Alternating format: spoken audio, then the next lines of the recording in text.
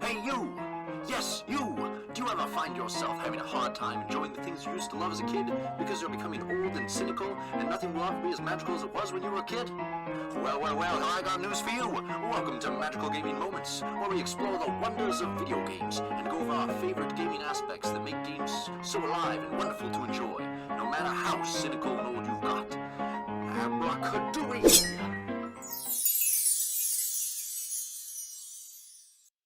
Alright, so games, pretty gosh darn fun. I like games a lot, you might like games a lot, but the question is, why are they fun? Why is gaming such a popular medium today? Well, I think it's because of all the magical gaming moments that developers throw in. And one of my favorite moments of gaming is what we're going to talk about today, the gaming intro. The part of the journey where you start off with a blank slate, having no idea what's before you. Or when you're starting a game for a second playthrough and you're just excited to get right into the action. No matter where you are in this journey, gaming intros are a special place. Let's talk about it. So we're going to break down gaming intros into 3 easy topics. We have tutorials to get the player started, world building, how the player gets involved and invests in the world, and setting expectations, the way the game kind of builds your expectations for the rest of the game. Tutorials are to some extent necessary at the start of a game, as they're how the game's developer can directly tell you how to interact with the game and how to play it. Now the big question is, how do you do these tutorials? So we're going to go from a scale of lazy to seamless, with lazy being the worst kind of tutorial and seamless being the best. So we'll start with the laziest right here, where you slap a player with one of these, bam! Give them all the controls, have fun memorizing that, it's impossible, good luck, haha. This is by far the worst way to do things, as it only halts the gameplay and for progression, and doesn't present the information in an interesting way at all. No one is going to be able to memorize all this, and it's just going to be a pain for them to look it up in the menus later. And then there's the type of tutorial where you're playing along in the game, having a good time, you can't wait to see what comes next, and suddenly a screen pops up, tutorial. You gotta read this is really important. You gotta learn how to control the camera or something. And you're like, okay, alright, yeah, and the camera's important, to read the text, blah blah blah, a couple pages, okay. Good, now we're done with that. We can get back to the game. Nope! There's another tutorial, you gotta read this one, then there's another why you not just let me play the game? What's much better is when the tutorials are seamlessly integrated into the game, and at most are just a single dialogue box telling you what's going on. I mean, you pick up an item in Paper Mario, it's like, hey, it's an item, you press this button to use it. Great, cool, let's move on. Now I know Paper Mario is way less complex than Xenoblade Chronicles 2, so it has less it needs to get across, and that's fair. But this 2001 N64 title also has one of the most important options for tutorials, and that is the ability to skip tutorials with a simple dialogue choice. This simple change is huge when replaying a game in a series, or just playing another game in a series that you've already done. Like, Pokemon Sword and Shield just recently added the option to skip some of the tutorial in the game in 2019. Oof! But if you want a really good tutorial system, look no further than The Legend of Zelda Breath of the Wild. In Breath of the Wild, you'll be thrown right into the world without any tutorial at all. But as you interact with things, you'll get these brief but informative pop-ups that are context sensitive to completing a certain action, which always makes them interesting to the player. The important information is a screen that will stop you momentarily, but it's always a single screen with a nice illustration that clearly displays its message with minimal text. If the information isn't essential and more supplemental, it simply pops up in the corner of the screen when you use the action for the first time. Then if you ever forget that action, you can just pull up the controls menu and look at the special technique. This kind of tutorial feels much more organic and rewarding, as you're slowly unraveling the gameplay as the player, instead of being told the gameplay specifically from the developer in pages and pages of dialogue. Why does it never end? Next we have the world building, and I'm going to consider not only environments, but also the characters who live within those environments. So the question here is, does the game make the world more believable and more interesting to explore? And I think it's very important not to be too nitpicky with the believable factor of this.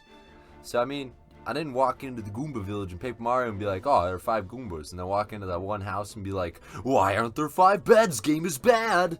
Instead, it's more like, oh yeah, I can believe this is a simple village where a family of Goombas live with a toad. You know, the town folks are going about their business, some are working on fences, some are working on verandas, and the kids, you know, they're just playing in the yard, having a good time. These characters fit in with their setting, and it's believable that they live in this world. And most importantly, that they exist outside of the player's actions. So Breath of the Wild does a phenomenal job of this, where its many mobs and NPCs will all go about their own business, regardless of what Link is doing. Lizalfos will plunge into the water to spear fish, and bokoblins will chat or dance around campfires at night. The NPCs walk around the overworld during the day, but when it rains or night falls, they head for cover and set up camp for the night. It all feels very alive, like the world has its own pulse, and it's moving in its own way despite whatever you're doing as the player. And all these aspects come together to make a convincing world that's fun to explore and full of surprises. So as you all know, and the whole reason I did this video in the first place, is I love starting out on a new adventure, whether it's one I've played many times before or a brand new one. But something that's really important for games to do within its first hour or so is to set your expectations. You should have a pretty good understanding of what the game's going to throw you and what the game's world's rules are. Of course, you don't need to understand everything, but it's nice when the game throws you a bone with some little hints, like when you hit a tree in Paper Mario, an item will fall out, and the game will get a little cheeky and be like, oh, well maybe you should hit other nooks and crannies and find other interesting things, and you'll get all kinds of things. Kinda makes you want to explore everywhere. Wink, wink, nudge, nudge. Later, you'll jump on a spiked enemy, and the game will be like, whoa, don't jump on spiked enemies to get a first strike, because you'll feel real dumb.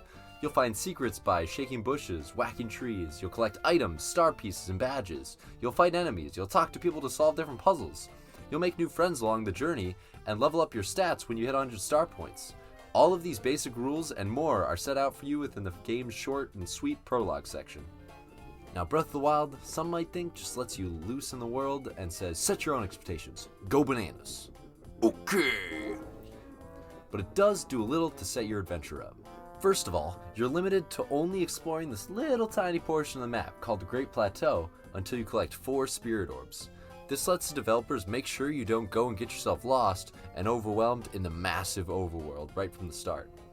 But right from the get-go, items are scattered along the path and have a little shine to them as well as a button prompt to let you know that you can interact with them. And after picking up certain items, you'll even get a little tutorial on how to use them. I shall name him Twiggy, and we shall conquer the world together. And then, it'll break in 2 seconds. No, Twiggy! Oh look, Twiggy the second. I can't tell you how many times I was playing this and I discovered something new and I was like, whoa, you can shield surf? Whoa, you can crouch and sneak up on your enemies and hit them with a sneak strike? And then your menus, you're looking through them and you find that there's like a hold option and you're like, wait, I can hold things? Why would I want to hold things? Wait, why? Cooking! The game gives you all these cool, gentle pushes in the right direction through either dialogue or environmental clues, and they're all laid out to probe your sense of imagination and give you that huge sense of satisfaction when you put 2 and 2 together and understand what the developer wanted you to do. Like how they put the spicy peppers right next to the entrance of the cold area, and if you learn to cook the spicy peppers, then you can enter the cold area. Or there's a piece of flint right next to a pile of firewood, and if you strike that flint with metal, it'll start a fire. It does sometimes tell you to do something directly and go to a point on your map, but it only does this once and then leaves you alone. So more likely than not, you'll run around exploring this world and find all sorts of collectibles, goodies, and secrets. And at this point, you've kind of got the point of the game. Breath of the Wild has a story and a main campaign for you, but if you want to just mess around and explore on your own, feel free. The world is your oyster to do with whatever you want. Of course, once you do go to the reticle, you'll activate all these magic towers and learn that shrines are available in the world, and you'll become even more motivated to explore since now you have a clear goal. Complete the 4 shrines of the Great Plateau, and each shrine gives you a different tool which you can use in other shrines or in the overworld to solve puzzles or simply have fun messing around with. And once you finish all the shrines, you'll be gifted with the paraglider, and you can exchange those 4 spirit orbs you collected for either a heart container or a stamina orb, which is yet another massive expression of the game's motto, freedom. And after getting the paraglider, the big mission flashes on the screen and says, defeat Ganon. And that's when the game's scope really hit me. This is a game where I can go and fight the final boss right away, or I can spend like a bajillion hours just exploring the countryside. This is truly my own adventure, and I can experience it any way I want.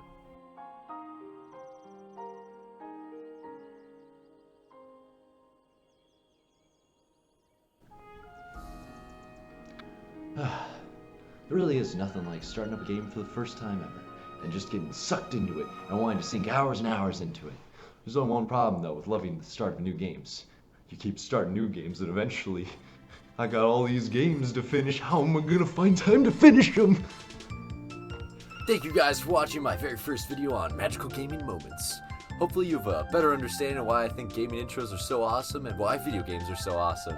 And maybe you have some favorite gaming intros you want to share with me that you keep coming back to year after year.